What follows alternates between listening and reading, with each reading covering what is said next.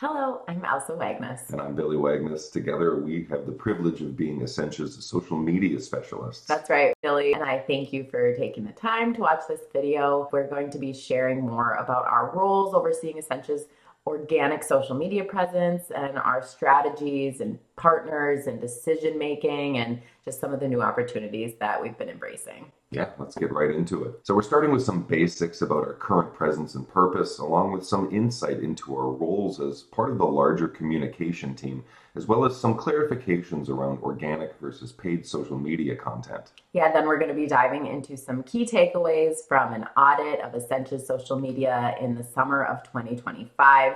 We'll be taking a closer look at our audience, what works and what doesn't, and how those results are giving us a clearer picture for Essentia's future on social, along with an update around individual clinic page autonomy on Facebook specifically. Yeah, then we'll get into what the future holds for Essentia on social media, highlighting some of the biggest takeaways from the audit suggestions on how to best move forward and how we're putting those plans already into action. Let's start with what we do on social media right now. Our purpose is to manage and grow Essentia's organic presence.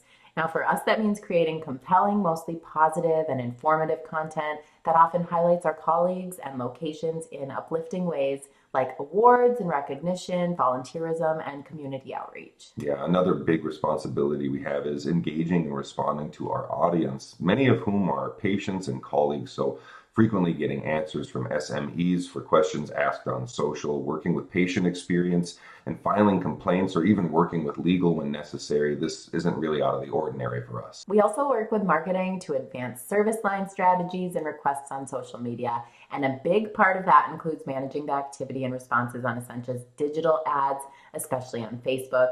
And another reality of our role is risk management, from handling the activity generated on social media during contract negotiations and strikes, for example, to weather-related closures and crisis communications. All right here is just a brief overview of Essentia's current social media pages, including how many active pages under each social platform, follower count on Essentia's main pages as of January 1, and some additional information. Yeah, Essentia also has a YouTube channel, which is co-operated by Essentia's videographer on the marketing team, as well as us.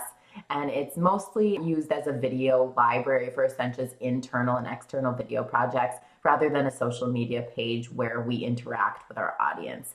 And we also technically have a TikTok, which is currently being used by marketing with plans for organic future social media use. Now, as Essentia's social media specialists, we're part of the external communications branch of the larger communications team, which is half of the marketing and communication department, or MarCom. And both teams represent this organization under what we call the One Essentia umbrella in unique and complementary ways. The COM team has come up with a purpose statement. That statement is: we strategically create and share messages with our patients, colleagues, and communities to build trust, inform, and inspire, strengthening Essentia's reputation and promoting its mission. For us on social media, that's exemplified not only by the type of content we're sharing, but the manner in which we're sharing it, the frequency and consistency at which we're responding to our audience and engaging with their actions. Arguably, one of the easiest ways to differentiate between marketing and comm-based content on social media is the difference between organic versus paid. Again, we say that organic social media is the human voice behind a page, but it's not a philosophical question, really. The simplest definition is this: it's unpaid content. In other words, content that achieves reach and engagement through native, unpaid means, aka the content you'd post on your own personal pages. But once money is involved, whether that's a digital ad or a boosted organic post, it's technically no longer organic content. What does successful organic content look like on social? Well, we always encourage you to follow Essentia on social media to find out, but most often we're talking about recognizing our colleagues with awards or accreditation, or perhaps it's showcasing them volunteering in the communities they serve.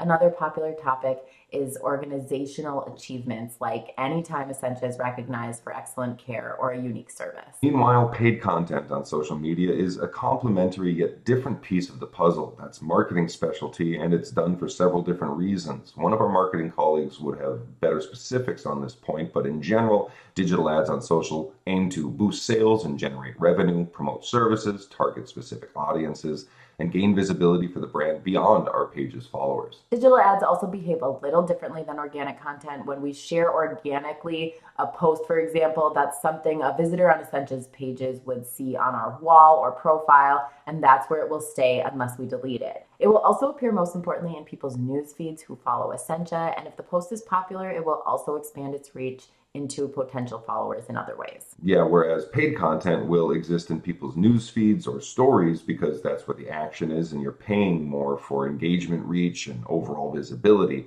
And that's where it will remain until the ad campaign is complete, at which point the ad will disappear. Now, to be clear, digital ads will never show up on our page's wall as organic content, except in the specific instance of us boosting an organic post, which gives it the temporary visibility of a digital ad while keeping it on our wall after the boost period is over. For most businesses or organizations this size, it's not an issue of one or the other. Both are necessary strategies for different purposes, reaching different audiences and achieving different goals for our largely patient and colleague-based audiences.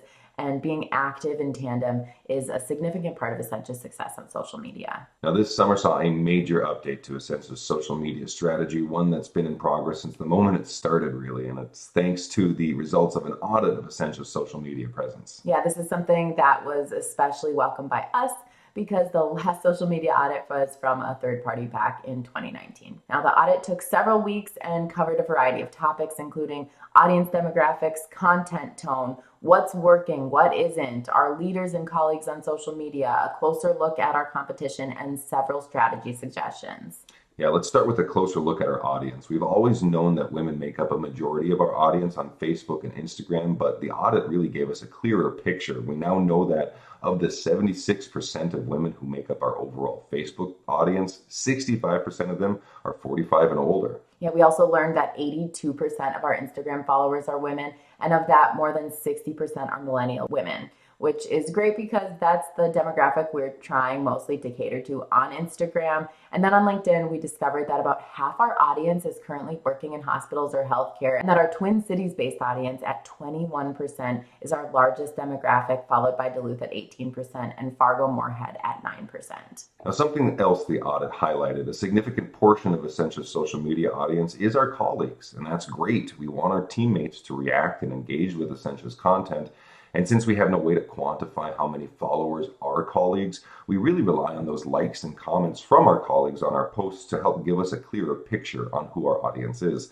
And the reality is we cater to our colleagues in our organic content because their engagement helps our page grow, and then all content performs better. Here's what the audit uncovered about content that was performing well on Essentia's pages. In general, posts recognizing our colleagues in some way are consistently the most popular. Now, what form that recognition comes in can be different, from awards and accreditation to accomplishments outside of work and volunteerism. If it shows our colleagues in a positive way, it's likely going to perform better than a different post with a different subject matter. How our content is being presented also matters. Here's what the audit highlighted on that topic. Carousel posts or multi-photo posts are our top performing posts across the board, especially on Instagram, where strong imagery is so important. But there's another aspect to carousel posts that contribute to their success, specifically on Facebook. The overall post acquires reach and engagement, as well as each individual photo. That kind of creates this regenerative cycle of reach and engagement between the individual photos and the main post. And when it comes to video content, vertical videos, also known as reels or shorts, are a must when doing video content, regardless of the platform, including LinkedIn. This is what the audit discovered about the content that hasn't been working on Essentia's pages. In general, service line and educational posts are among the lowest performing content, and that includes content that comes off as promotional or sales driven. Another discovery was that content with a lot of formal or brand approved language either didn't perform well or would likely have performed better with warmer, softer tone. Yeah, something else we learned about what hasn't been working was using links like we had been to share media releases or newsroom stories. In fact, less than 2% of all traffic to Essentia's website was being generated from Essentia's social media posts. A big part of that has to do with the way algorithms and platforms guide users. Most often, they don't want the user to be pulled away from the page, so that can really hinder how the post is shared if it's showcasing a link as a main aspect. Now, along with that, proactive event promotions like organic unboosted event pages on Facebook are also among the lowest performers. Other audit highlights include observations around the volume of content we had been producing. It turns out we were producing a lot of content, about 100 to 120 posts across platforms each month, and we should really be focusing more on the quality of the content versus the number of posts going out. Another important observation the audit made was around our location pages on Facebook, also known as store pages. Currently, these pages are synced directly with Essentia's main page, which feeds their content, and there's no way for people to reach out directly to any location page. But there's always been interest among some at Essentia into the possibility of operating these location pages autonomously, separately from the main page, as a potential way to engage with particular clinics' immediate local audience. Long story short, the audit says this should not be a part of our strategy on social media for a few main reasons. For starters, from an audience standpoint, it's important to have a central access point where all questions, comments, and concerns can be funneled to the appropriate departments in a timely manner. This prevents our audience from getting confused on who to speak with or listen to, especially in an emergency. Along with that, it allows us to preserve our ability to operate under Essentia's brand guidelines and one Essentia umbrella.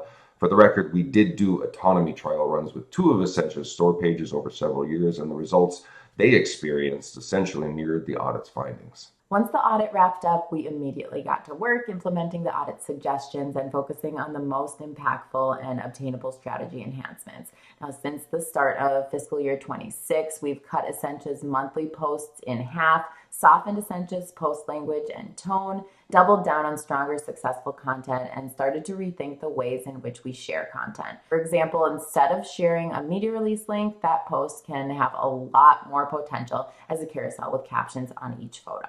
And these changes have brought with them exciting results already. In fact, since September, Essentia's seen several posts achieve 1,000+ reactions, which, to provide a little perspective, maybe happened 1 to 2 times a year, if that, prior to the audit. And since the start of FY26, we've also seen stronger months for metrics like reach and engagement than any time in fiscal year 25. Now, while these immediate changes have already been extremely beneficial, they're part of a larger long-term strategy for Essentia on social media. Yeah, something we've mentioned already, but going forward, the goal for Essentia's posting cadence is maintaining a monthly post total of about 32 to 40 posts. This allows for a few strategic benefits. For starters, it doesn't oversaturate Essentia's followers with too much content, and it lets us focus on creating quality content over sheer quantity. It also gives each post more breathing room to grow and succeed, which is especially important for platforms like LinkedIn, for example, where content tends to stick around in people's news feeds longer. And it encourages us to be more selective on which posts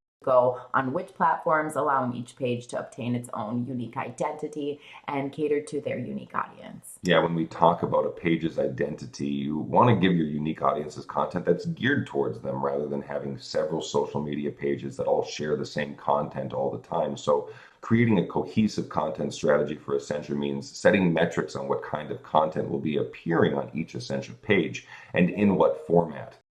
Feel free to pause the presentation here to take a closer look at these figures if you'd like, but essentially the strategy aims to prioritize a cadence of successful content on Essentia's pages based on proven successes highlighted by the audit, while also utilizing unique features on each platform that can help bolster new growth and engagement. Now, another opportunity we've been embracing to help create more social first content or content that aims to be exclusive to social media is through empowering our colleagues to self-record video on their cell phones that we can edit for social media, which is especially relevant given the audit's findings that unpolished content with a non-promotional feel will outperform overly produced video content.